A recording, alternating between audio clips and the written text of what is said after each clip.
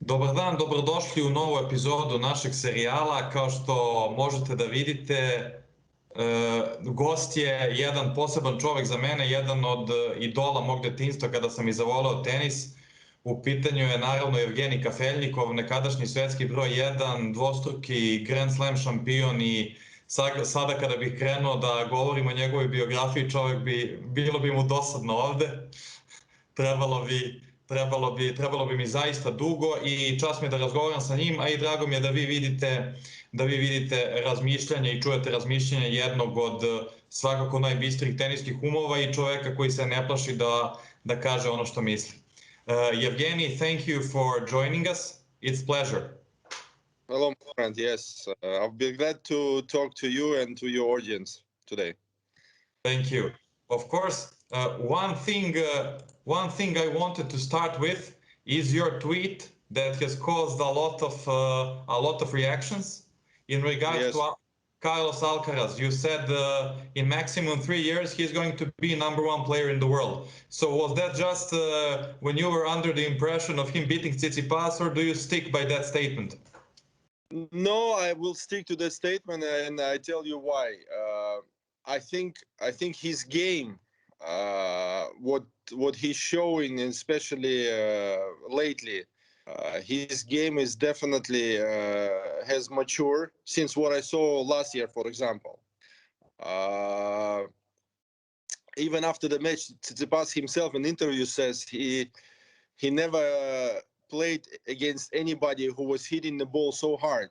And we all knew that the one player who was hitting the ball hard lately was Rublev. And Tsitsipas and Rublev, they're good friends. And, for Stefanos to say such a thing, it's a big thing for everybody. And I saw the match from first point till the very last.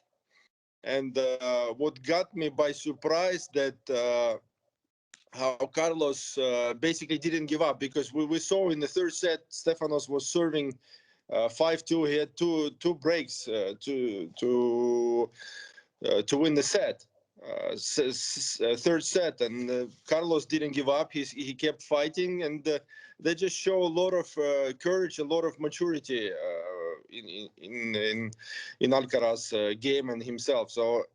And he's definitely not a typical Spanish tennis player. He doesn't like to always be on the baseline to sort of wait for the mistake of the opponent. He likes to create the point and then finish it at the net. So he's very attacking player, unlike all the other Spanish players. So for sure he's got a game. And I think if he goes the way he's going, I'm sure in maximum 3 years he will be best rank in the world. And we all know that, obviously now Novak is #1 in the world, but Novak ain't getting younger, he's getting older. And I hope he's going to play for a long time, but we can see what happening to Federer and Nadal. And first of all, I hope Novak will do what he wants to do, win the US Open, and be the last player who will complete the slam, because this is not going to be done for the next 200 years, because this is mind-boggling what he's doing. So hopefully he will do that. But again, Novak is not going to be, with all my respect to him, he's not going to be for next 3 years still #1 in the world. His time will run out, and sooner or later that guy will take it over. We will get to Novak, but I want to ask you about Alcaraz some more. You mentioned that he matured in the last year or so. So yeah. I was wondering, in what aspects of the game have you seen him being more mature, and what does he need to improve in order to get to what you are predicting for him? To be honest, he doesn't need to improve anything. He just needs to continue what he's doing. He's got a good coach, Grand Slam winner Juan Carlos Ferreira. He knows how to get it done. And again, like I said, he's not a typical Spanish player with his game, and that's what drives me to the statement what I said 2 days ago about him being #1 within the next 3 years, because he's, like I said, he's got a game. He's got such a fluent backhand. he can cross court, he can go up the line. He sort of reminds myself, my backhand in the best times. He can drop volley. He can drop shots. He's got a variety in the game, which is going to help him to go that far. It is imminent that he's going to be dealing with a lot of pressure. We've already seen comparisons to Nadal, to Federer. You being a former #1 and top player, what is your advice to him dealing with the pressure, and do you think he'll be able to do it? Look, he's got no pressure at all. He will get no pressure at all because he's going up all the time now. And again, the people around him, and looks like I never met him, but what I see on the TV, on the picture, he looks like a very nice, open guy. With a smile on the face. That's what the fans like, and I don't see him going off the road in such a way where he's gonna feel the pressure. He's got a game, and to be honest, he's doing now for example Medvedev. He's cleaning him the road because Medvedev has struggled with Tsitsipas before, and then now Alcaraz beat him. He kind of opened up the way for Medvedev to be in the semifinal at least, and then perhaps in the final too against Novak. But Novak's got a little bit harder road to get to the final than Medvedev. So Alcaraz has a big potential to beat. He's got a game to beat the very best players in the world, unlike any other I've seen in a long time. And just one more question about him. One thing that many people notice he can improve is the power of his serve and serve in general. What does he need to do in order to improve that? He's got a very fluent service motion. I think he's doing fine. And what I've seen on the radar, he's serving it big, like 120 miles regularly, 125. And he's placing the ball that is also nicely. He can serve wide, he can serve up the line, he can serve body. So no, I think he's doing fine. He's got nothing to prove. He volleys fine. In the match I saw it against Tsitsipas. He doesn't need to. He needs to get to the matches. He needs to win matches, and particularly the match against German qualifier. And I don't even know how to pronounce his name, but he's going. Yes, exactly. So everyone expecting him to win, and for me that would be the key. To see exactly if my comments were legit or not, because he's a favorite. He needs to win that match. He needs to win that match. We will watch it for sure. So safe to say you're an Alcaraz fan? No, I'm a big fan because I know that the kid is very good for the game of tennis. That's for sure. And he's young. He's talented, and he's got a potential. He's got a big potential to get what I think he can get to. You mentioned briefly Novak's quest for number 21 and calendar Grand Slam. He was in a bit of a trouble yesterday against Nishikori. How do you see his level so far? I had a lot of discussion with my friends, experts, and so on. They were saying, "Oh, he's got a big pressure. Maybe the effect of the semifinal at the Olympics got him where he lost, his match to Zverev."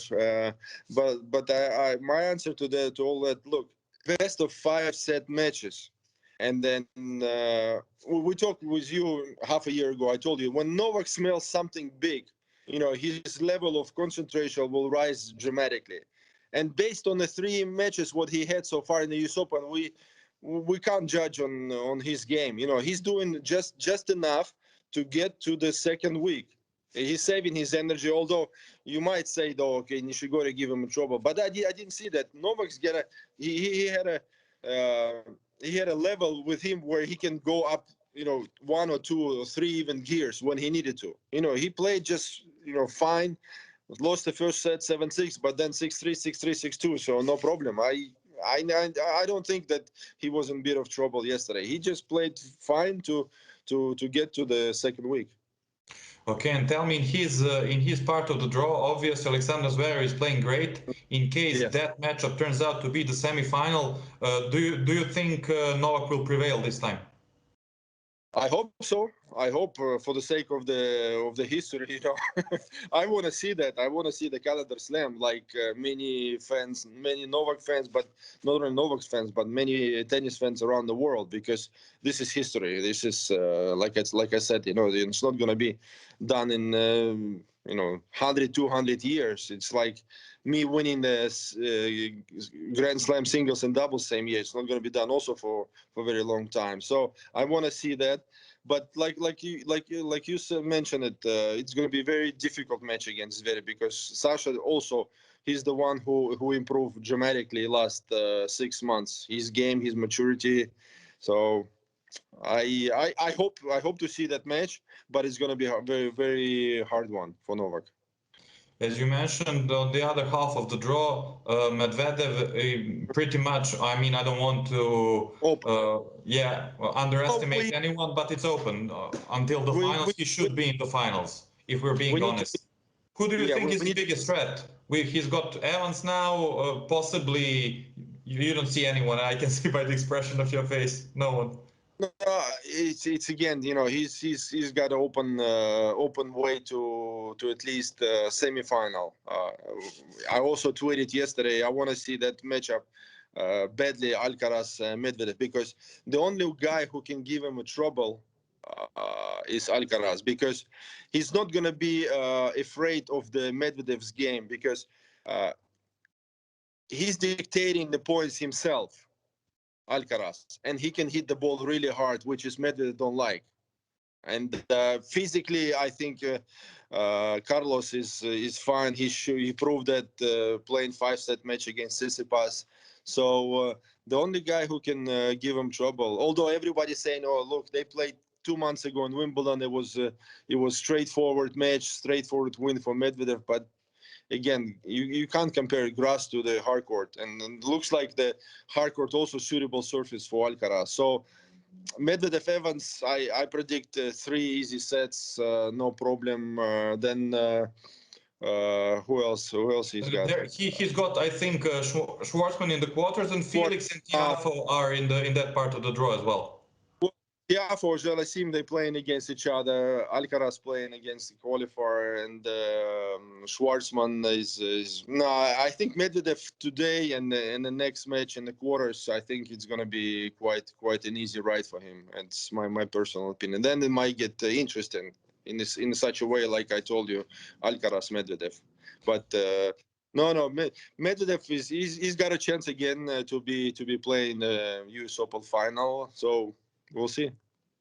Going back to Novak, for how long do you see him sustaining this level? Can he be a contender for slams in next year, 2, 3? Yeah, next year for sure. Next year for sure. It looks like he's gonna play less, because we all know what Novak is. 34 next year, or 34 this year? He's 34 this year, yeah. So he'll be 35 next. It's, you know, whatever you think it is, but you know, age is really getting to you. You know, you're not getting younger. Your recovering is way slower. Your physical ability, your quickness is getting slower and slower. So I see Novak is playing next year, definitely. But again, it all depends on what he does in this year. You know, he'll be. If he wins, he's going to have 21. I don't see Federer anymore winning the Grand Slam. Rafa, perhaps, with the things going like this, looks like, you know, he's more interested in playing golf right now. But, you know, it's not a bad thing. You know, Rafa, fantastic player. He's wonderful for the game. But we understand that, you know, his days of glory is gone, like many all other players. So Novak will be definitely playing next year, and trying to win more slams. He's going to try to win more slams. We'll see. Apart from the players we've mentioned, who impressed you the most in the first week? It's hard to pinpoint. Obviously Alcaraz, and that Canadian girl Fernandez. If you want to ask me about the women's tour, so the way she beat Osaka also the other night, it's really dramatic. But tournament is very predictable on the men's side. Novak's doing fine. Zverev doing fantastic, Medvedev doing what he needs to do. So there are not many big surprises on the men's side, apart from Alcaraz. So Alcaraz, like I said, is very, very, very good for the game of tennis as of late. Yeah. Well, you've mentioned Leila Fernandez. We've had some tremendous matches on the women's side. Who do you think comes out at the top? We've seen Osaka lose, we've seen Barty lose, but there are many slam winners in the draw as well. Well, we never, or many experts don't mention Simona Halep, how she's playing. But what I saw against Rybakina, she's cruising it also under the radar. If you know what I mean, no one expecting her because her injury and so on. I think she might be a surprise pick for me to win the US Open, and that's what I like. No one talks big about her. Journalists, of course, and she plays Svitolina today. I think that's going to be a big match for her, and she'll be my pick. She'll be my pick. Oh, great. Yevgeny, thank you very much for your time. I hope to hear from you soon again. Sasha, anytime, and to all my friends in Serbia, nice talking to you. Goodbye, my friend. Yeah, goodbye.